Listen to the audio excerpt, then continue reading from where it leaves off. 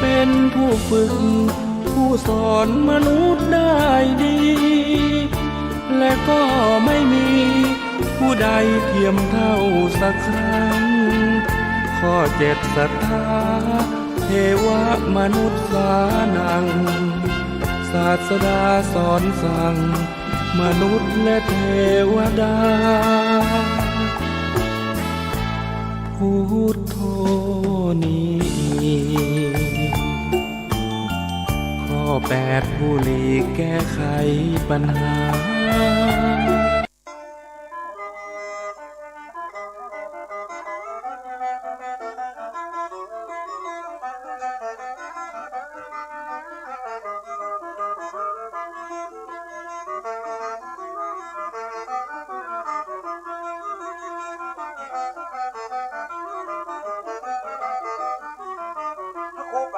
อุทัยรัตนปัญโย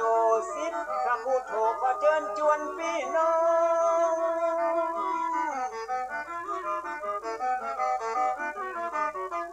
สาธุชนทุกคนแห่งห้องล้านนาตัวต้องบอกว่าไกลว่าไกลมาฟังรายการที่มีสาระน้อมนำธรรมะมาสาธยายขึ้น96.5เสียงใส104.5ดังไก่กระชอน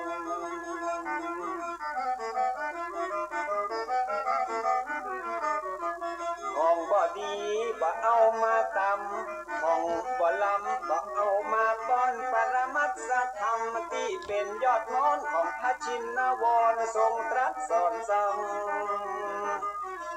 มันมาสัพพะเรื่องในล้านนาและภูมิปัญญาของคนบ่เก่าถ้าบ่ฟังคนเฒ่าทุกเจ้าเพิ่นสอนมีพระตัวขาดนอนมีที่นอนขาดนุ่ง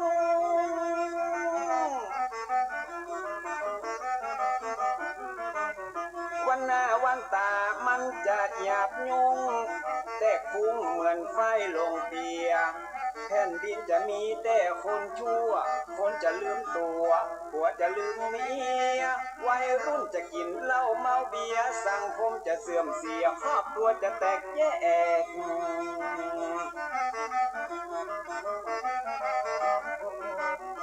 ถ้าฟังคนเฒ่าตุเจ้าเพื่อนสอนมีผ้าตัวมีหมอนมีที่นอนมุ้งแขกแผ่นดินบ่เอาห้อนแตกวัยรุ่นจะบ่แหกกฎเกณฑ์กองฮีตจะดีรายการธรรมะสร้างสรรค์ชีวิตฟังเตอะจะมีแต่คุณประโยชน์ฟังธรรมะแล้วพิจารณาบ่ใจเข้าหูขวาแล้วออกหูซ้าย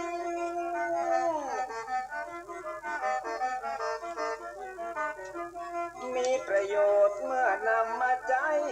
ในชีวิตอย่างมหาศาลเตือนบอกผู้ใดประมาทบอกขาดเรื่องกินเรื่องทานคนมีศีลย่อมมาดลบันดาลให้สุขสำราญเจริญรุ่งโรจน์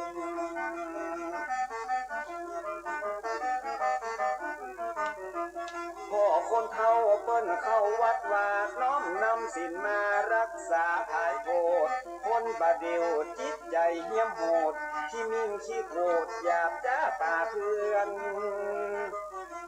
ไว้บนเอาแบบคนเฒ่ากำขัดเจ้าเปิ้นสอนแล้วจะเย็นเมื่อนอนแล้วบ่ฮ้อนเมื่อหน้า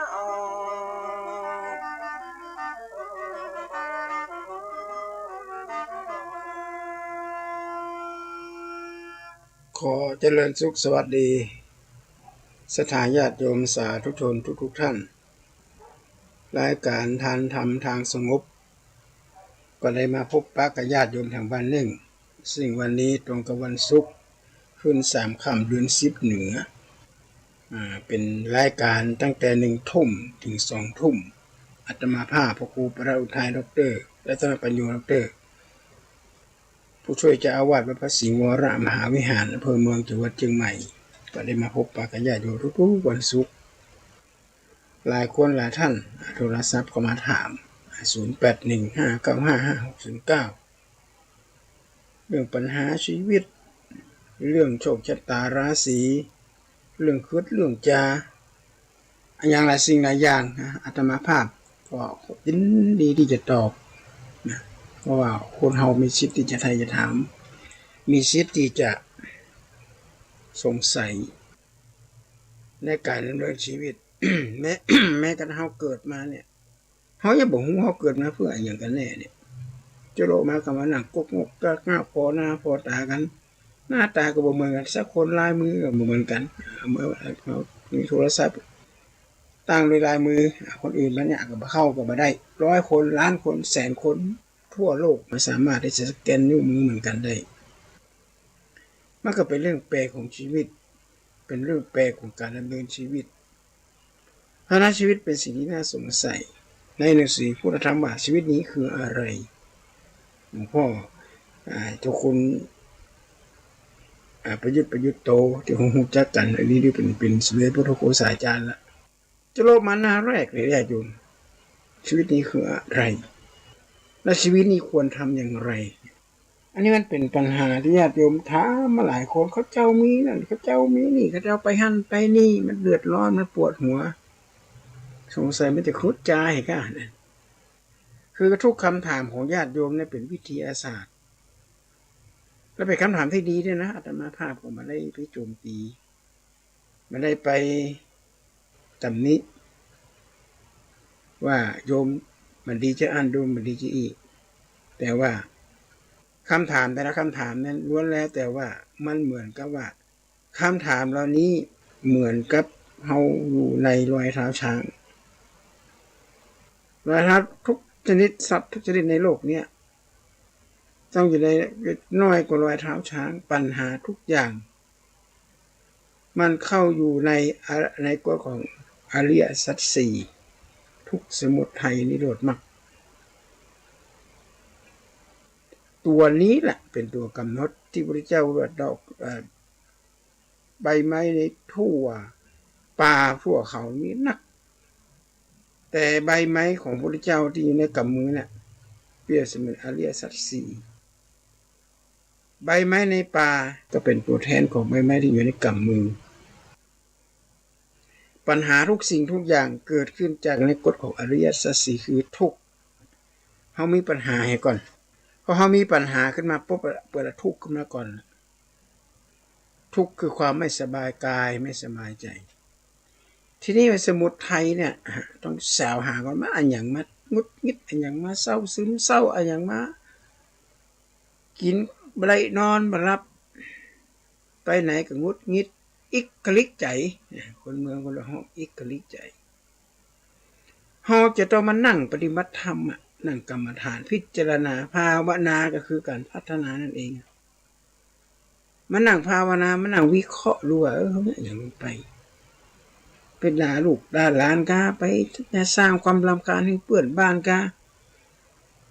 งานการมาเสร็จเรียบร้อยกาปล่อยงานทิ้งงานเอาไว้กามันก็เลยทำให้เราเกิดอิกลิกใจเกิดปัญหาเกิดความเครียดอาตมาอู้ถึงความตุกข์หรือปัญหาของพระสงฆ์บางรูปไปอยู่ในวั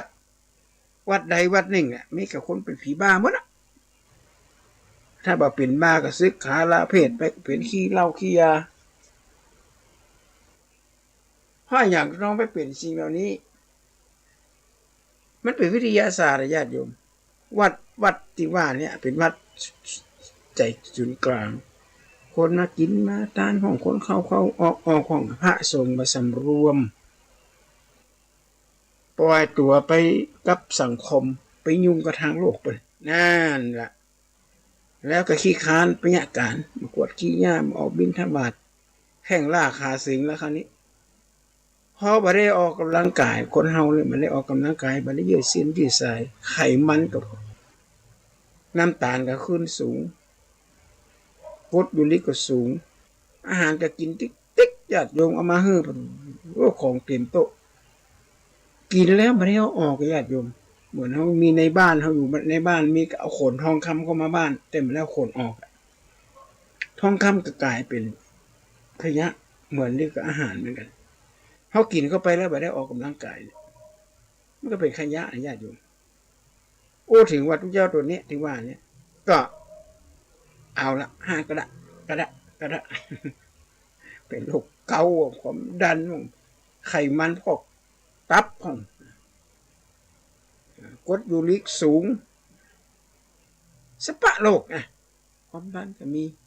ถ้าท่านบิณฑบาตรู้ว่าผมไม่ได้บินตื่นขึ้นมาโยมก็มานั่งรอถวายสังฆทานหันก่อนก็ย่ำลูกเจ้าท่านไม่ได้ท่านนี้ไม่ได้ท่านต้องตื่นตีสามตีสี่ตื่นขึ้นมาก็ยืดเส้นยืดซ้ายออกกำลังกายถ้าไม่มีเวลาท่านก็ใช้วิธีใหม่ในการเดินจงกรมการเดินจงกรมเนี่ยคือเป็นการผ่อนคลายเดินจงกรมเนี่ยนักวิทยาศาสตร์ของประเทศญี่ปุ่นเป็นว่าคนมนุษย์ของเราต้องเดินวันนะอย่างน้อย6 กิโลอย่างน้อยนะญาติโยมแล้วคนญี่ปุ่นเนี่ยจึงได้รับเหรียญทองโอลิมปิกนักขนาดเลยนักหรือบ้านเฮาก่อนกีฬาเป็นกระเก่ง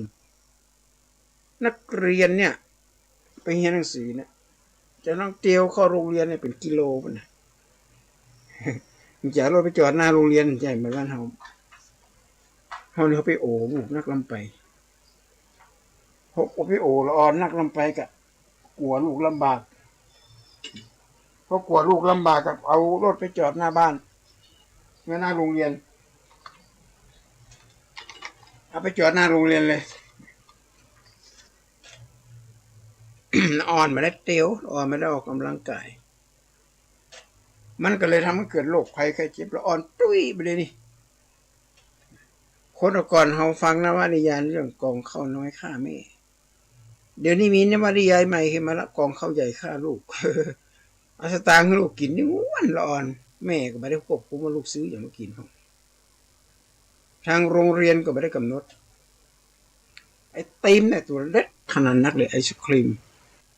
ไส้กรอกแฮมเบอร์เกอร์ไอ้อย่างแฮมอย่างกับมุ้งนะอย่างนะพิซซ่าไอ้อย่างนั้นอามุนีอาตมาไม่ได้โจมตีมันแบบนี้นะเขากินแล้วเขาจะต้องยืดเส้นยืดสายต้องออกกำลังกายถ้าบางอันมันก็จะไปคอนในร่างกายมันจะเป็นเขาห้องเป็นไขมันร้ายไขมันเร็วแล้วทำเขาเกิดเป็นโรคภัยไข้เจ็บหันก่อนอันเนี้ยคือทุกเนี่ยเขาต้องสาวหาสาเหตุก่อนเฉพาะเอาอู้ถึงพระเฉพาะพระรูปนี้นะแล้วเป็นเจ้าบ้านก็เหมือนกันอ๋อมันฮับตำแหน่งมาใหม่ลูกมันคืดนะมันเกิดวันนั้นเปิดมาได้ฮับตำแหน่งเกิดเดือนนั้นมาได้ฮับตำแหน่งมาใจเพราะเราสาเหตุว่าได้ฮับตำแหน่งเป็นผู้นำก็ดีเป็นเจ้าคนนายคนบ่มีเวลาละอันนี้ประธานาธิบดีประเทศอเมริกาพระมดเกษียณหัวงงสมบูรณ์คึดนักในหัวยิ่งคึดนักยิ่งผมงอกเลยมันไม่ได้คึดได้ใจอย่างหรอกนะเขาจะต้องแบ่งเวลาเข้าหัวหน้าเนี่ยนะฮะมันเป็นหัวหน้าคนนะผู้นำคนไม่ใช่ง่ายๆเลยญาติโยมเป็นป่อคนแม่คนเป็นนายกก็เป็นสัมภารวัดก็เป็นอะไรอย่างมูเนี่ยเสื้อเป็นหัวหน้าเนี่ยเป็นเรื่องที่ใหญ่มากจะต้องรับผิดชอบนักที่สุดนักกว่าผู้น้อยมีอ่ะมาเข้ามาแล้วกันนอนรับแต่ผู้รักผู้ใหญ่นอนมาแล้วเศรษฐีนอนกี่ชั่วโมงพระราชาประทับบรรทมกี่ชั่วโมงเสร็จคนทุกคนจนนอนกี่ชั่วโมงคนขอทานนอนกี่ชั่วโมงคนนี้บอกมาเลยหรอกที่นอนน้อยที่สุดก็คือพระราชาประทับที่น้อยที่สุดบรรทมจังหวัดเศรษฐีนอนวันหนึ่งกี่ชั่วโมงพอจะต้องเคลียร์บัญชีที่อันนี้แหละฮะพอเขายิ่งเขาได้เป็นผู้นำคนหรือเป็นป่อคนแม่คนเขาต้องแบ่งเวลาออกกำลังกายถ้าบ่มีแล้วบ้านเลยให้กับใจวิธีติวมาต้องใจรถบัดเดี๋ยวนี้วิวัฒนาการเจริญก้าวหน้าญาติโยมมีโทรศัพท์มือถือเขาเนี่ยเขาตั้งโปรแกรมไว้นะว่าเขาเตียววันละกี่ก้าวมันบอกว่าหูกำมันนะโทรศัพท์มือถือยุคนี้นะมันมีเกือบทุกรุ่นเขาก็ไปตั้งหูละอ่อนตั้งเก่งเสร็จเรียบร้อยหูละอ่อนบอกว่าเนี่ยอีแม่เปิดดูท่านี้ในวันนี้เดินกินได้กี่ก้าวจะต้องมาจำกว่า19,000นะ เตียวไปเตียวมาเรือบาก็แห้งมาได้เตียวก็เอาละข้างที่นอนนั่นละข้างเตียงละยืนซอยเท้าอยู่ดิกรักตักตักรักตักตักรักตักตักรักตักตักซอยแข่งซอยซอยขายืดเส้นยืดสายได้1 ชั่วโมงอะแล้วเครื่องนี่ก็จะทำงานด้วยนะไอ้เครื่องที่เราสมมติว่าเขายืดเส้นยืดสายเครื่องก็ทำงานด้วยถ้ามีสตางค์น่าก็ซื้อเครื่องวิ่งเครื่องลู่เครื่องเดินมาเขาจะบ่าเป็นโรคภัยไข้เจ็บเขาสามารถจะตัดคืดได้อันที่มันคืดมาใจคืดอะไรเงี้ยคืดเพราะเอาไปเลยออกกำลังกายไม่ได้ยืดเส้นยืดสายคนตะกอนบนเตี้ยวเขาย่างก่อนนออีดย่างแข่งเนี่ยพักแข่งพักขากระเตี้ยวต่อทำวัน1 6 กิโล7 กิโล8 กิโลถ้ามือเขาบดเจ็บถ้ามือคนตะกอนเนี่ยบางใครเจ็บเป็นยืดอุ่นกันอย่างนี้บัดเดียวนี่เราอ่อนน้อยนะญาติโยมเมื่อ2-3 วันก็อาตมาภาพประสบอุบัติเหตุใบมีดบาดมือก็เลยไปห้องพยาบาลไปห้องฉุกเฉินไปตั้งแต่1 ทุ่มปิกมา11 โมงอะไป7 โมงปิกมา10 โมงไปคนไข้นี่ล้นเลยจะมีหน้าวากเมาเหล้ากินเหล้าเมาเหล้าข้ามถนนว่าพอนั่นละพอเหนือพอใต้ทุบตีของกันเกิดอุบัติเหตุไปหันและสังเวชใจสังเวชใจมากที่สุดอันนี้แหละฮะเพราะว่าอาการที่เราเป็นทุกข์เนี่ยเกิดมาจากว่าเกิดมาจากอย่างก็เกิดมาจากต้นเหตุเขาทำอะไรอย่างนี้ไปในหลักทางพุทธศาสนาเนี่ยพระพุทธเจ้าสอนให้คนเรามีศีลสมาธิคือมีความตั้งมั่นมุ่งมั่นศีลสมาธิปัญญาตัวนี้แหละจะเป็นแม่บทที่นำเราไปสู่เป้าหมายปลายทางของชีวิตเวลาเราหับศีลว่าสีเลนะสุขติยติสังคมจะมีความสุขได้ก็เพราะมีศีลสีเลนะโภคสัมปทาบ้านเมืองจะเจริญรุ่งเรืองทรัพย์สมบัติทรัพยากรธรรมชาติอย่างต่างๆเหล่านี้จะยิ่งเย็นไปสุดเพราะคนมีศีลมีโภคทรัพย์สีเลนะสุขติสีเลนะโภคสัมปทาดังนั้นศีลจึงเป็นเยี่ยมอยู่ในโลกแค่ศีล5แค่ทำ5บ้านเมืองก็อยู่เย็นเป็นสุขแล้วนี่คือปัญหาของชีวิตเราต้องสาวหาสาเหตุไว้ก่อนญาติโยมที่โทรศัพท์มาถามปัญหาของชีวิตปัญหาการดำเนินชีวิตว่าชีวิตนี่มันยังเป็นจีถามว่าถึงวันนี้กินอย่างว่าแล้วก็ประเดี๋ยวนี้เขาต้องพัฒนานะญาติโยมพัฒนาตัวเก่านะวัฒนะนี่คือการพัฒนานั่นเองเวลาไปหับบอลเนี่ยอาตมาหลายครั้งหลายหนแล้วพระเจ้าไปจะปั่นปอนอายุวัตโกธนาวัตโกศิริวัตโกยศวัตโกคือพัฒนาสิ่งเหล่านี้ถ้าเป็นภาษาอังกฤษว่าอัปเดตปีหู2น้องหู1แม้กระทั่งเชื้อโรคที่อยู่ในร่างกายของมันยังอัปเดตมันยังพัฒนาหมดแมงที่อยู่ในป่าในเขาอยู่ในหัวในดินเนี่ยมันก็พัฒนาเหมือนกัน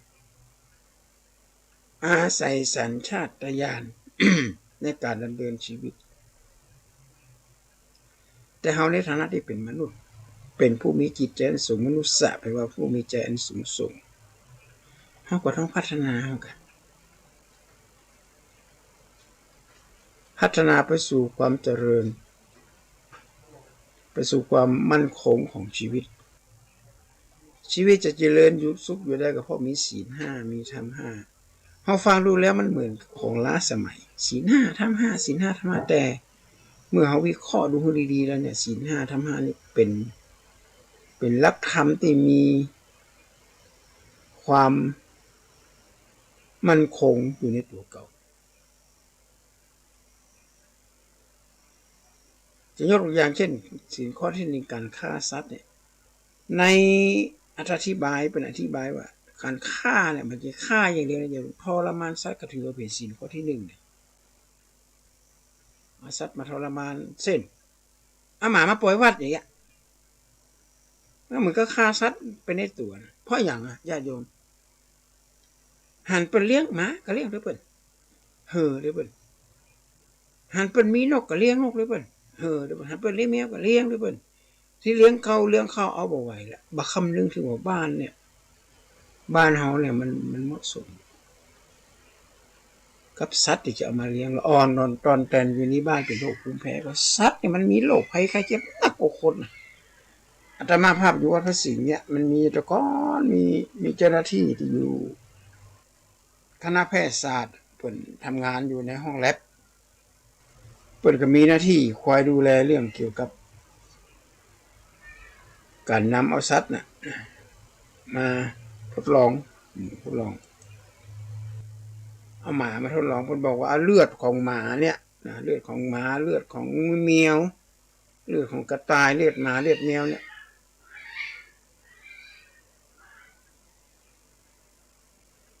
มีเชื้อโรคหนักขนาดเลยนี่อาตมากำลังจะรายการเนี่ยอาตมาบันทึกเทปไปคืนแมวไม่ได้หกกันญาติโยมไม่ได้รับได้นอนไปคืนเพราะญาติโยมเอามาปล่อย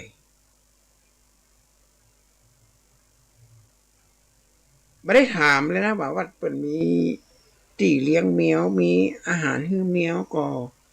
แล้วแมวมันปลอดภัยก็แมวตัวน้อยก็ล้นหมาครบแมวตัวใหญ่ครบหมดกันแมวก็แมวครบกันญาติโยม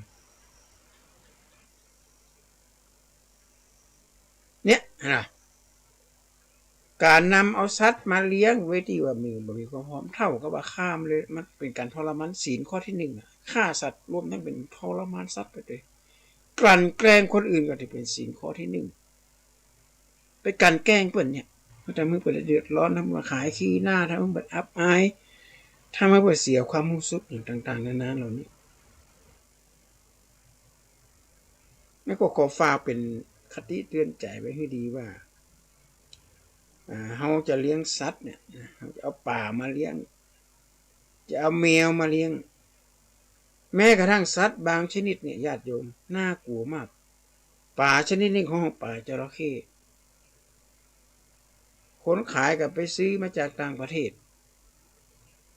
หรือหัวคนอาจจะไปเมืองนอกแล้วเอาป่าติดมาด้วยโหลดมาด้วยซื้อป่าจระเข้มันจะป่าบ้านเฮาจะเป็นป่าน้ำจืดพอเลี้ยงบ่ไหวแล้วก็ปล่อยลงในลำคลองอย่าโยมปล่อยในห้วยในหนองมันเป็นปลากินเนื้อนะครบแม้กระทั่งคนทำตัวใหญ่ๆในสระวัดพระสิงห์นี่ปลาจระเข้มีเป็น10 กว่าตัวเลยออกลูกออกหลานน่ากลัวเขี้ยวอย่างกับจระเข้เนี่ยญาติโยมถามท่านพระครูว่ามันมาได้อย่างไรเนี่ยเพื่อเขามาปล่อยไม่คืนนะท่านไผ่หูก็มันเนี่ยเนี่ยปลาที่เคยอยู่ในโดนมันกินนักขนาดเลยจริงๆแล้วเนี่ยนะฮะเขาจะทำมาอย่างพุทธศาสนานี้เป็นศาสนาแห่งปัญญาเนี่ยหมายถึงว่าไข้ควรก่อนไข้ควรแล้วก็ค่อยให้ทำมาใจหันเป็นเลี้ยงหมากับเลี้ยงหันเป็นเลี้ยงแมวก็เลี้ยงหันเป็นเลี้ยงนกก็เลี้ยงหรือมันหันเป็นเลี้ยงปลาก็เลี้ยงหรือเป็นหันเป็นเลี้ยงแมวก็เอาหรือเป็นผลสุดท้ายผมมีเวลาคือสัตว์บางชนิดนี่มันเป็นเชื้อโรคสุมาเลยทั้งของเสียของสัตว์แล้วอุจจาระปัสสาวะเนี่ยมันจะส่งกลิ่นเหม็นแล้วจะกลายเป็นมีเชื้อโรคมีไวรัสในตัวของสัตว์ถ้าเป็นประเทศอเมริกานี่นะถ้าเขาก็ซื้อหมาซื้อนกซื้อแมวเป็นสัตว์ที่ถูกตอนหมดเลยไผ่เอาแมวมาขายด้วยบัตรตอนเบิ่งหื้อมาขายหมาที่เอามาเลี้ยงก็ต้องตอนบัดทุกตัวเลยพูดง่ายๆว่าทำมันแต่เพิ่นมีพัฒนาการเจริญก้าวหน้ามันต้องใจพาใจเพลินอาจจะใจอย่างเสี้ยงเลยเซอร์ยิงเข้าไปทำให้หมาตัวนั้นแบบมีลูกแกตายข้างตางแกตายในบ้านนั่นแหละจบข่าว แต่บ้านเฮานี่ปวดท่ออยู่ได้สักวังเอาละออกบุกออกหลานมาแมวออกลูกเป็นโลๆญาติโยมมาครบหมดเลยนี่ไปนี่ดูกลางวันเงี้ยวเงี้ยวเงี้ยวเงี้ยวเงี้ยวอ๋อพี่ดูมาปล่อยมันละปล่อยถึงแม่ปล่อยถึงลูกเลยทำวันหนึ่งเมละเหี่ยละมันรุ่นมาครบตายแม่ก็สาหัสทุกเจ้าก็บอกว่าอย่างเงี้ยอย่างไรเนี่ยต้นเหตุมาเกิดขึ้นจากตัวนี้ศีลข้อที่หนึ่งปาณาติปาตาการฆ่าสัตว์การทำร้ายการทรมานสัตว์ทรมานผู้อื่นถือว่าเป็นความผิดถ้าเปิดไม่ย่างเฮาก็จริงเลยเราเอาใจให้เขาไม่ใช่ใจเฮาสัตว์ทุกชนิดเนี่ยญาติโยมมันมีสัญชาตญาณอาตมาได้ดูใน YouTube ในคอมพิวเตอร์เจ้าของงัวนะเอางัวไปขายแล้วมาบอกเจ้างัวว่ามีสตางค์พวกนี้อย่างไรจำเป็นว่าขายในลูกเด้ออยู่กับเปิ้นจะฆ่าจะแกงก็เรื่องของเปิ้นงัวตัวนี้น้ำตาไหลญาติโยมน้ำตาไหลเนี่ยปิดก่อนที่เจ้าของเปิ้นจะปล่อยเจ้าของจะปล่อยขายคนอื่นไปผู้สุดท้ายก็ตัดสินใจมาขายดีกว่าเพราะทนหันสัตว์ที่อยู่ด้วยกันต้องถูกฆ่าเอาไปกินเนื้อหนังเอาเนื้อไปกินสัตว์มีหัวใจมีความรู้สึกแต่มันอู้มาได้พระนาพยาจะฮือมีปัญหาอย่างต่างๆนานาโรคภัยไข้เจ็บได้ข่าวล่าสุดนี่แต่บ่ฮู้นะว่ามีการติดเชื้อโควิดจากแมวซึ่งเป็นพาหะโอ้น่ากลัวนะญาติโยมเด้อเขาฟังข่าวแล้วเอาเมียไปปล่อยวัดบ่ได้นะไปปล่อยเท่าเอาไข่เอาเมียไปปล่อยเอาสัตว์ไปปล่อยในวัดในวาเนี่ยถือว่าเป็นการเป็นสิ่งที่คุดมากเลยมันสามารถทำมาค้าขายได้กลายเป็นโรคซึมเศร้าหัวใจเขาเนี่ยมันมีอยู่สองแบ่งออกเป็นสองภาคหนึ่งแบ่งบวกไปสักภาคหนึ่งเป็นลบภาคลบนี่จะชวนกินเหล้าเมายาชวนไปเอาแม่ค่ำแม่คืนชวนกระทำความผิดอย่างต่างๆนี่ภาคบวก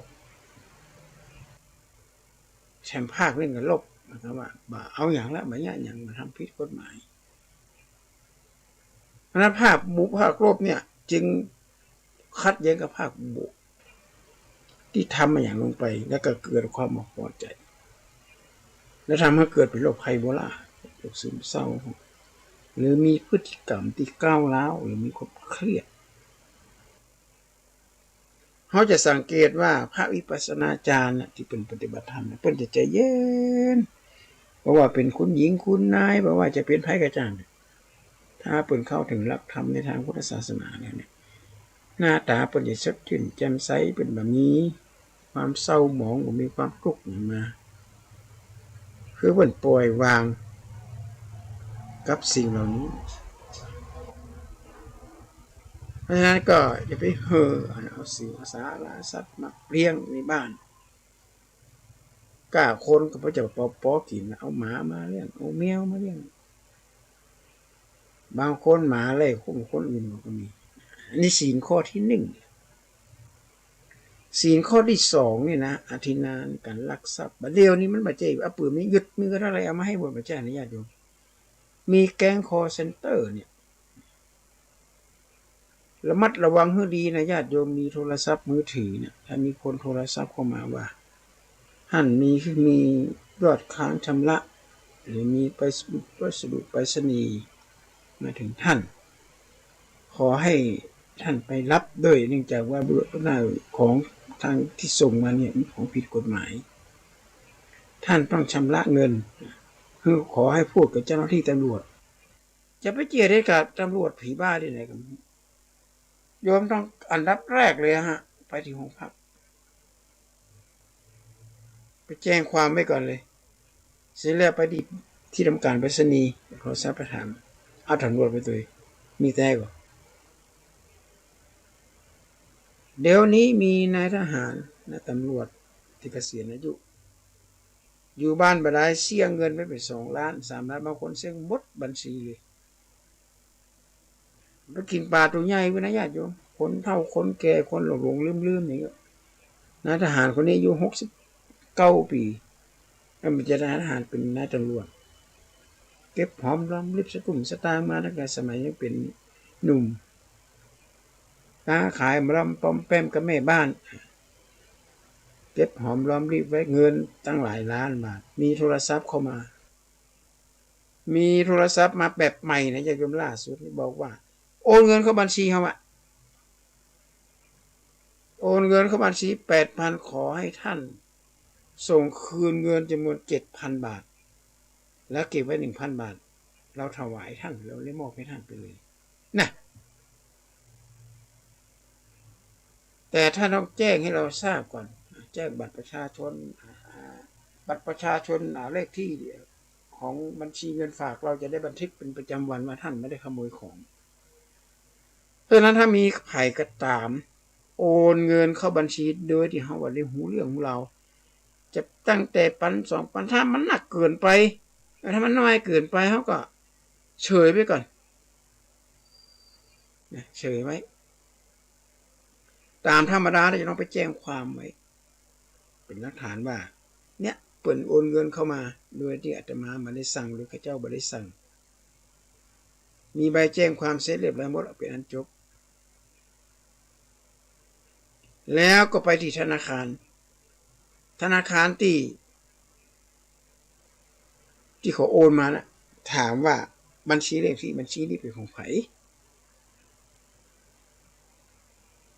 โอนมาอย่างโอนผิดแท้กะเขาสามารถที่จะสืบสอดไปถึงว่าไผเป็นคนสั่งจ่ายบริษัทไหนคือเจ้าหน้าที่โดนเงียบเลยเดี๋ยวนี้อาละวาดมากเอามาเลือกเอาคนเฒ่าคนแก่ที่เกษียณอายุหรือมันก็เป็นคนข้าราชการที่เก็บหอมรอมริบสตางค์มาหนักแล้วก็ยึดมั่นในอุดมการณ์เกี่ยวกับกฎหมายอันนี้ขนาดเป็นตำรวจอดีตเป็นตำรวจกองปราบนะยับมามุสกิลายพอบนโทรเข้ามาปุ๊บงั้นท่านไม่สะดวกมาที่จังหวัดสุพรรณบุรีมาที่จังหวัดยะลามาจากที่จะมาจังหวัดเนี่ยประจวบขอให้ท่านติดต่อกับผู้กำกับสวัสดีครับผมผู้กำกับผู้ชื่อนั้นชื่อนี้นะครับเลขที่นั้นเลขที่นั้นเลขที่นี้ท่านไปตรวจได้เลยนะครับตอนนี้ผมเป็นเจ้าของคดีนะครับเอางี้ก็แล้วกันนะเพื่อความสะดวกสบายทางไลน์ด้วยนะญาติโยมมีไลน์มันปากกระดิ้นไปเหมือนกับคนแต่ไม่ใช่กราฟิกนะใช่กราฟิกในการกราฟิกนี่ญาติโยม2-3 วันก่อนนี่ลั่นไปทั่วประเทศรวมทั่วโลกละมีการถ่ายทำพญานาคโผล่หัวน้ำมาน้ำดินผมอาตมาเอาภาพนี้ไปให้เจ้าหน้าที่ที่คอมพิวเตอร์ที่เป็นเก่งมันเอาไอ้นี่ภาพตัดภาพกราฟิกมันมีจริงที่ไปเชื่อแล้วก็ดินได้ปากกับปากได้ทวงได้ไอ้ตำรวจคนนี้กันนี่ก็เป็นของแท้กันเลยบอกเลขหมายเลขบัญชีหมายเลขเบอร์โทรศัพท์แล้วก็โอนเงินคืนให้เหลือไว้อยู่ส่วนหนึ่งสมมติเงินฝากบัญชีจำนวน4 เล่มประมาณสัก6 ล้านไปหมดบ่เหลือสักบาทโดยหาภัยกับปะถามหน้าชื่อคนนี้ก็บังเอิญบันทึกอย่างนั้นไม่สักอย่างนี้ก็เป็นตำรวจแท้โดยหามป้าได้เงินตั้งหลายล้านบาทเขาทำงานกำเดียวบ่ถึงชั่วโมงแต่ได้เงินตั้ง6 ล้านเห็นป่ะในอาทิตย์หน้าถ้ามันจะเป็นเอาปืนไปจี้ไปปล้นเพิ่นน่ะบัดเดียวนี้มันใช้วิธีนี้แหละเพิ่นถึงบอกว่าผมดีบ่มีคนเก้าเขาดีบ่มีคนต่ำบ้านหลายหลังบ่มีคนอยู่คนมีความรู้จะกินบ้านกินเมืองคนนุ่งเหลืองห่มเหลืองจะเปลี่ยนไปสีอื่นเพราะจะแตกตื่นไปให้ยาก3 ตัวคนบอกกูบาปกูกรรมโปร่งกำนั้นจะตีกระโลกปกปากห้องสาวไปหาบ่าวไม่ทราบจะแม่นบอกแขวงดอกเขือคือเขาจะขึ้นบันเงินกองสี่เหลี่ยมจะมีเสียงดังจะเกิดมีมานักแลคนมีความรู้จะกินบ้านกินเมืองกินตัดนี้ถ้าเขาเล่นคอมพิวเตอร์ยังเล่นอยู่ที่มิมอย่างโผล่มาขณะนี้ทาง กระทรวงสาธารณสุขมีนโยบายให้ท่านไปนั่นไปอันนี้ขอให้ท่านกดยอมรับอนุญาตอย่าไปกดขวางเลยกดแต่สี่เหลี่ยมขวางแก๊กเอาขวางเลยยกเลิกเลยแล้วก็ปิดเครื่องเลยถ้าไผ่ไปกดขึ้นมาปุ๊บหมดแล้วเนอะข้อมูลก็สตุ่มสตางค์ก็เอาไปอนุญาตไปแล้วเนี่ยเดี๋ยวนี้ญาติโยมสาธุชนทั้งหลายชีวิตนี้คืออะไรเนี่ยเกิดมาเนี่ยถ้าเราไปลุ่มหลงกับหมู่นี้เนี่ยไปเนี่ยทำให้เราเครียดอะไรเนี่ยเดี๋ยวนี้มีนักนะญาติโยมอาตมาภาพเคยเจออยู่หน้าห้องเนี่ยแต่ไปแจ้งความมาตันสักกรรมตำรวจมาบอกว่าจะไม่นัดเป็นนักข่าวเลยไล่เงียบบัตันสักกรรมแต่งตัวธรรมดาแต่งตัวตอนแรกก็แต่งตัวนั่งรถเบนซ์กันนะมาจอดหน้าห้องจะมาทำบุญก็บอกว่าผมจะถวายสังฆทานน่ะพระรูปไหนรับได้มาก็ไม่เป็นไรโยมถวายสังฆทานน่ะรูปไหนก็ได้ถวายสังฆทานเสร็จใส่ซองละ3 ปัน 4 ปันก็นะกินน้อยๆเนี่ยไปมามีรอน้อยมันคนนี่แทรกเข้ามาละก็บัดถูกบัดถือบอกว่าปู่ขี้ช่วยหน่อยครับผมมาจากต่างดาวมีใบสีชมพูเนี่ยเอาขึ้นพอยแต่ว่าผมไม่มีบัตรประชาชนที่จะไปขึ้นเงินผมถูกรางวัลที่1นะว่าไปพุ่นอาตมาภาพก็บอกว่าโอ้อันนี้มันแม่นแต่นี่มันเป็นรางวัลที่1นี่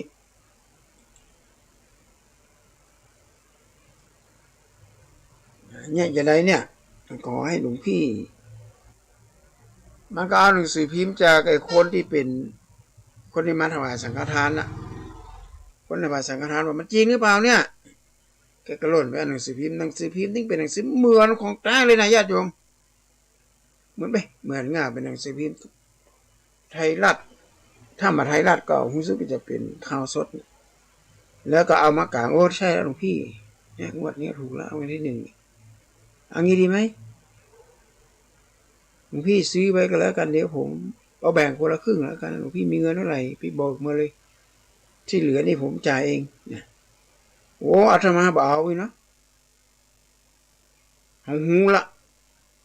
หูตันมันละตอนแรกก็กะว่าจะไปแจ้งความก่อนจะไปแจ้งความตอนแรกก็บอกมันว่าจะเอานะจะเบิกสตางค์เนี่ยมันละเซาซีอย่างอันอีกตอนนี้อาตมาเข้าไปที่ห้องพักเนี่ยมันเลยหันอาตมาภาพมันก็เลยหล่นหนีก่อนถึง2 คนน่ะหนีไปเลยฮะขับรถหนีไปเลยอาตมากำลังไปแจ้งความเจ้าหน้าที่ไปบอกโอ้ดีแล้วมันหนีไปก่อนเนี่ยถ่ายรูปมันถ่ายเฉพาะกล้องวงจรปิดอยู่ในห้องแต่มันหันหน้าชัดเจนก็เลยได้กำไร4 ปันถวายสังฆทาน4 ปันเอาไอ้แพ็กมาถวายก่อนนะทำไมเอี่ยมเลยอะมันเกิดว่าจะได้กำไรจะอาตมาเป็นล้านบางทีออกสัก2 ล้านก็ได้หรือ26 ล้าน28 ล้านผมจะเป็นคนจ่ายเองอาจจะไม่ถึง30 ล้านอีกแล้วว่ะเงินรางวัลที่1 30 ล้านนะญาติโยมถ้าหากว่าเรามีความโลภ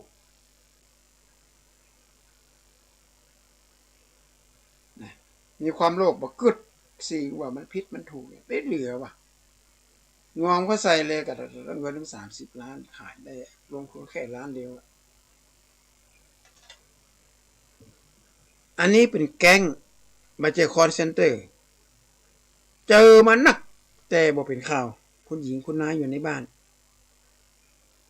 ทำท่าทำทีจะมาซื้อบะลำไยเสาะซื้อบะลำไยแล้วมาป้าใส่ไอ้น้อยคนเนี้ย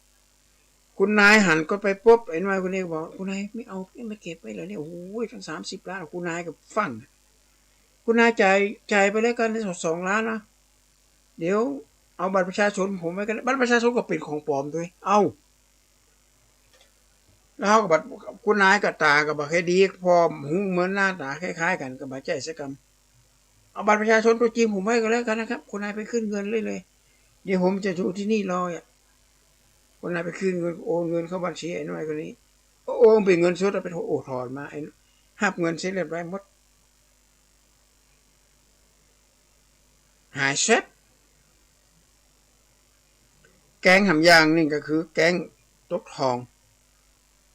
อาตมาภาพกำลังทำความสะอาดที่หน้ากุฏิผู้ชายคนเป็นหญิงคนหน้าหมดนะถ้าเจอคนหน้าหมดไม่เอาบ้านมาบอกว่ามีคนมาจากเขมรหอบทองคำมาญาติโยม10 กิโล3 กิโลแต่ว่าถูกเขาโกงไป10 กิโลเหลืออยู่10 กิโลเส้นตัวนี้ก้อยเนี่ยน้ำหนัก5 บาทบอกเป็นนัมเบอร์วันตอนแรกก็เขามาขออาตมาพรมน้ำอาบน้ำมนต์มาอาบมาได้ต้องผมพออาบน้ำมนต์มันต้องมีเกจิอาจารย์เป็นดังๆผมก็ผมมานะผมน้ำมนต์เสร็จก็อู้ถึงเรื่องเนี้ยมาพี่เอาไว้ดิแกเอาทองคำแต่น่ะมันยืนถึงอาตมาดูอาตมาก็บอกละอ่อนแล้วอาตมาบอกขอเอาไปเช็คก่อนได้ไหมแกก็อนุญาตให้เอาไปเช็คไปส่งโค้ดเขาเลยนะส่วนแม่ยิงคนนั้นก็นั่งอยู่เนี้ยมึงอาตมาดิ้นไปที่ไหนอู้ไทยได้ห้องไม่ได้ห้องมันเลยเกิดกากไอ้เขาก็เกิดในใจว่าคุณจะไปออสเตรเลียเนี่ยทำไมคุณมาบอกออสเตรเลียที่อู้ตะกี้มันเป็นภาษาเขมรแต่มันน่าจะมีคำว่าออสเตรเลียนะมันก็สายหัวไปมันก็ปีกเข้ามาอาตมาก็ตกลงว่าจะซื้อละทองคำทั้งหมดเนี่ยไอ้ละอ่อนมาว่าเป็นเส้นละ50,000ครับ50,000ผมพี่เอาไปเลยเส้นละ10,000เอากะเท่าก็ให้ถึง40,000 50,000เหมือนหยังอาตมาก็เดี๋ยวก่อนก็ละอ่อนน้อยลดแล้วก็มาตันก็เกิดไปเกิดมาก็เฮาบ่ได้เสียหายอย่างมาเริ่มเลยไปแจ้งความสักคำนี่ก็ขอฝากไว้เลยการจี้การปล้นการหลอกลวงอย่างเงี้ยบัดเดี๋ยวนี้เพิ่นว่าใจปืนมายิงกันละธนาคารหลายแห่งที่ถูกแฮ็กข้อมูลเนี่ยคือเป็นเฮาว่าคนมีความรู้จักกินบ้านกินเมืองตัวนี้หลายอย่างอยู่ถ้าเฮาอยู่อย่างยากนะมีความอยากเป็นหลักเป็นพื้นฐานเนี่ยเฮาเป็นทุกข์ก็เพราะความอยากไม่อยากพ้องหนึ่งตัณหาแปลว่าความอยาก3อย่างหนึ่งใครได้ลดนะตอนใครได้นี่ก็เป็นกามตัณหาความใคร่สเบียหาเงินไปทำสเตทเมนต์ไปกู้ไปยืมอย่างเป็นมาเปื้อที่จะมีรถมาขี่จะได้อวดเปลี่ยนเปื่อนฟูงว่าเฮามีรถมีเงินมีทองพอโลดมาถึงเขาปุ๊บมันเป็นกภาวะตัณหาก็คือเป็นภาระนั่นเองเอาละ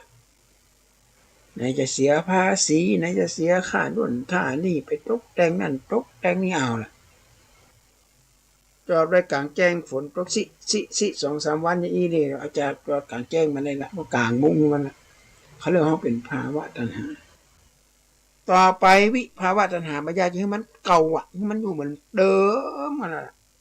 มาได้รถเนี่ยมันตกหล่นไปจริงๆแต่มาได้กับบัคาดมือฝ่ายซื้อรถนะแต่ถ้าหากเรามีหน้างานหรือเรามีอาชีพที่จะต้องใช้รถเราก็ต้องซื้อจะไปเตียวดอกเสมือนสมัยโบราณมาหอบหาบหมูปกาหมูน้อยหันใน YouTube เชียงใหม่ปีพุทธศักราช2507 508เนี่ยปกาหมูน้อยเอาหมูใส่ในอันนี้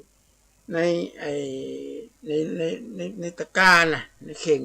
แล้วแบกหมูให้ขายปกาหมูน้อยสมัยก่อนนะโอ้แข็งแรงญาติโยมแข็งแรงแต่มาถึงยุคนี้นะคือความตุกมันเกิดขึ้นมัดแบบนี้แหละเราต้องตัดตัณหาตัวนี้ออกก่อนเราหันเปิ่นเอาทองมาแลกมาขายของฟรีๆอย่างเงี้ยเราต้องคือดีกว่ามันมีความจริง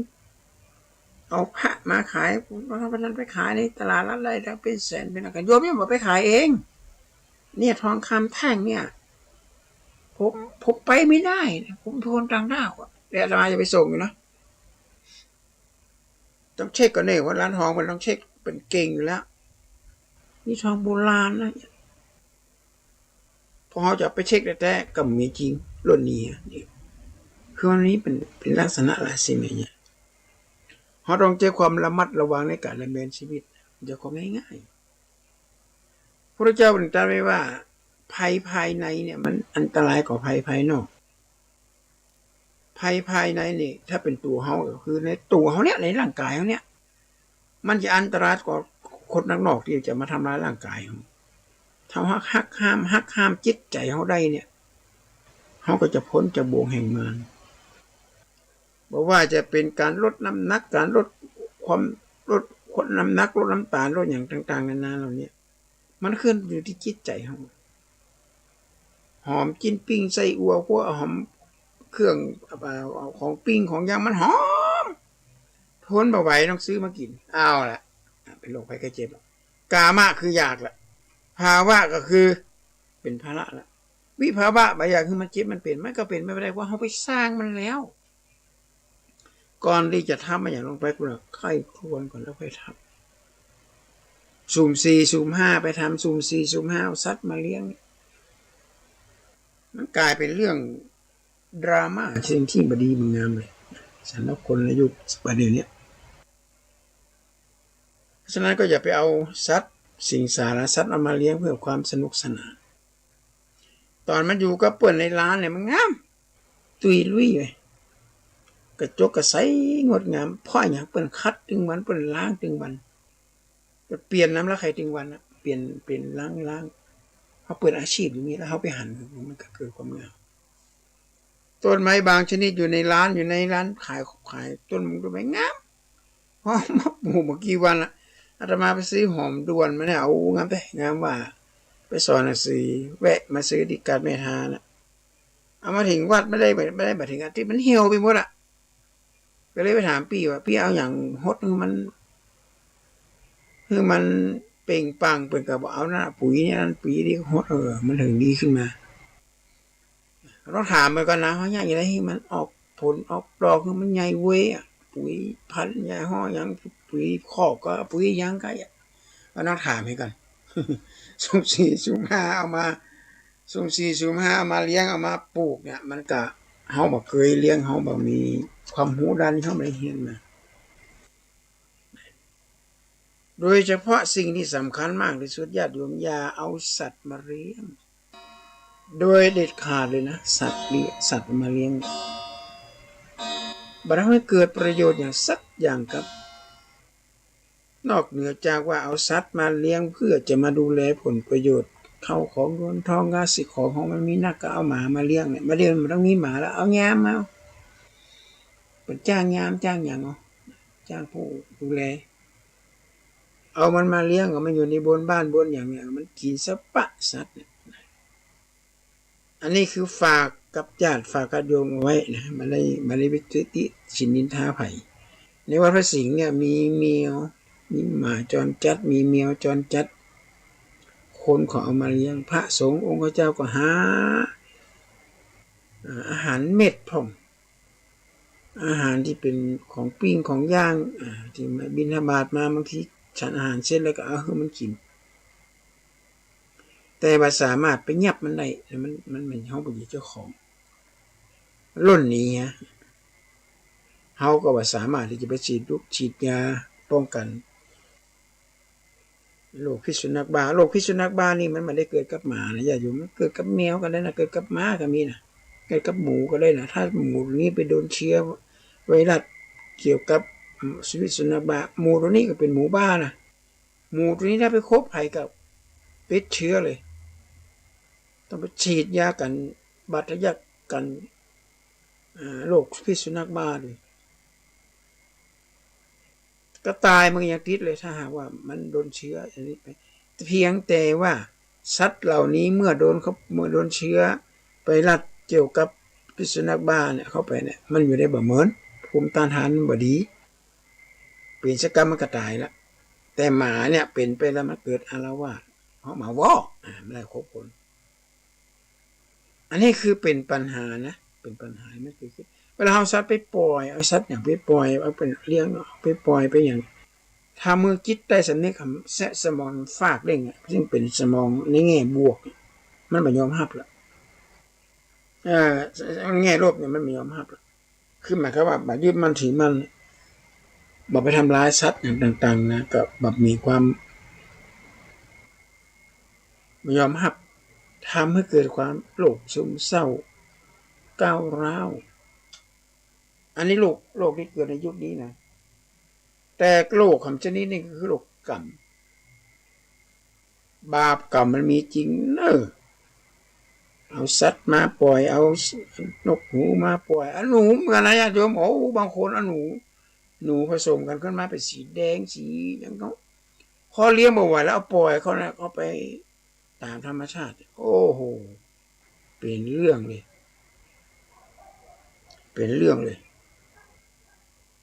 หนูมันก็คือหนูมันก็คือสัตว์มันก็เราไปกินครบหั่นครบนี่ไปกินเข้าในนาของเจ้าบ้านเจ้าจ้องไปพัวปลูกไว้เป็นก็สร้างความเดือดร้อนสร้างความลำบากกว่านั้นนี่อันในกฎของอริยสัจสี่เนี่ยเขาต้องหาสมุติทะสุสันแบบเพราะอย่างอยากเขาถึงเน็บมันเป็นเพราะไม่มีความอยากเขาเคยได้หันหมาใครได้หมาหันเมียใครได้เมียหันนกใครได้นกหันปลาไปเลี้ยงปลาก็ใครเลี้ยงด้วยเพื่อนแต่แบบใครควรก่อนว่าเขามีความจำเป็นที่จะต้องเลี้ยงก่อนถ้าบอกมีความจำเป็นจะไปมาเลี้ยงเป็นพระอาตมาภาพแล้วก่อนมีหมาจรจัดอาตมากับหูเข้าหูอย่างนี้มันกินมันเย็นกันเราไปกินแล้วก็ลืมไม่ถ่ายไปฉีดวัคซีนป้องกันของลำไส้อักเสบมันก็กินอย่างกับไปกับตายไปหมดเสียงไปนี่ดูเป็นหมาฝรั่งนะญาติโยมหมาฝรั่งหมาต่างชาติเนี่ยที่ขนยาวๆเนี่ยข้อสำคัญจะไปเอาน้ำแกงเอาคนหนึ่งก็เอากระดูกอย่างมันกินแล้วมันไปปักลำไส้ตายหลายคนเอาสุนัขที่ขนยาวๆมาปล่อยในวัดตึงแม่ตึงลูกปัดเป็นข้อเป็นเล่าเลยครบหมดกันสัญชาตญาณของสัตว์มันก็เป็นแบบนี้นะญาติโยมเพราะฉะนั้นก็วันนี้อาตมาภาพได้นำเสนอเกี่ยวกับการดำเนินชีวิตว่าเฮามีปัญหาอย่างใดมีปัญหาอย่างที่ทำให้เกิดความซึมเศร้าเกิดความทุกข์อย่างลำบากลำบนชีวิตนี่คืออย่างมันต้องสาวหาต้นเหตุก่อนเพื่อนฝูงใครอยู่ใกล้เพื่อนฝูงบางอย่างคบค้าสมาคมเพราะอย่างเขาอาจจะขี้จี้นำไปใจแคบไม่ใช่ใจกว้างมีรถปิกอัพมีรถเก๋งมีรถมอเตอร์ไซค์สามารถไปส่งเพื่อนฝูงได้สามารถให้เพื่อนฝูงมาขึ้นได้กับว่าฮับเปิ้นอย่างเป็นต้นจิตใจแคบบางคนนะแล้วบ่มีไผเข้าใกล้แล้วหมู่เปื้อนหมู่ฝูงไผก็บ่เคยมาอู้มาจาแล้วมาแล้วโอ้ยขี้จิเหมือนจะตายบ้านตัวนี้อยู่กับสังคมเราต้องมีจิตใจต้องกว้างขวางมีพรหมวิหารธรรม4ประการคือเมตตากรุณามุทิตาอุเบกขาช่วยเหลือเกื้อกูลกันปีหู2น้องหู1เป็นบอกว่ามีญาติขาดน้ำจิตไม่สู้มิตรมีน้ำใจยามยากหากมีภัยมีช่วยเหลือเกื้อกูลกันรักมิตรคิดเกื้อญาติมีโอกาสผูกสัมพันธ์ทำดีคงมีวันญาติเห็นจิตมิตรเห็นใจเนี่ยในวันศุกร์หน้าศุกร์ต่อไปเนี่ยศุกร์ต่อไปจะคงจะตรงกับวัน8วันนี้ก็ใกล้วันเข้าพรรษาเข้ามาทุกคณะแล้วฝนก็สำตกญาติโยมเวลาไปตากแดดตากฝนสุมาเด้อตีนไม่ย่ำใส่น้ำขุ่นน้ำอย่างเวลาล้างอย่างเนี้ยถ้าในบ้านมีน้ำเกลือเนี่ยเกลือเอาแกงเนี่ยเอาล้างน้ำด้วยเกลือเดี๋ยวนี้มันบอกว่าเชื้อโรคบางชนิดมันตายนะมันบอกเหมือนก่อนแล้วประเดี๋ยวนี้อาตมาภาพบอกว่าเชื้อโรคนี่มันพัฒนาขึ้นมานะมันบอกกลัวภัยแล้วประเดี๋ยวนี้เพ ราะฉะนั้นก่อนรับก่อนนอนเวลาเราล้างตีนล้างอย่างก็ดีเนี่ยตาแช่น้ำไปเวลาเดินไปที่ไหนไปสัมผัสกับสิ่งเอาน้ำด้วยน้ำเกลือนี่มันบ่เน่านะญาติโยมเอาใส่หม้อใส่ถังไว้ก็ได้ใส่ถังเหลืองใส่ถังเนี่ยถังพลาสติกเอาเกลือก็ใส่เกมๆนี่ล่ะแล้วก็อาบน้ำเสร็จเนาะก็โหดไปอันนี้มีละตัวพญาติตายหมดเอาเก็ม อันนี้เราก็ต้องระมัดระวังให้ดีนะสุขภาพนี่เป็นสิ่งที่สำคัญภัยภายในเนี่ยสำคัญมากภัยภายในประเทศก็เหมือนกันก็สำคัญต่างประเทศพวกนี้อย่างเขามีทหารเขามีตำรวจแต่คนไทยมันจะฆ่ากันเองไงเนี่ยมันหันกันจะแทงหัวกันจะฆ่ากันสปะสะปืนภัยภายในมันจะอันตรายกว่าภัยภายนอกนะเพราะฉะนั้นร่างกายเขาก็เหมือนเดียวกันมันเกิดขึ้นมาจากตัวเขาเองเป็นคนก่อมันจะมีภัยมาก่อเขาตัดความอยากออกมันก็มาเกิดปัญหาอย่างขึ้นในวันนี้ขอจากญาติจากโยมกันเด้อโอกาสวันหน้าก็จะมาพบปะกันใหม่เพราะว่า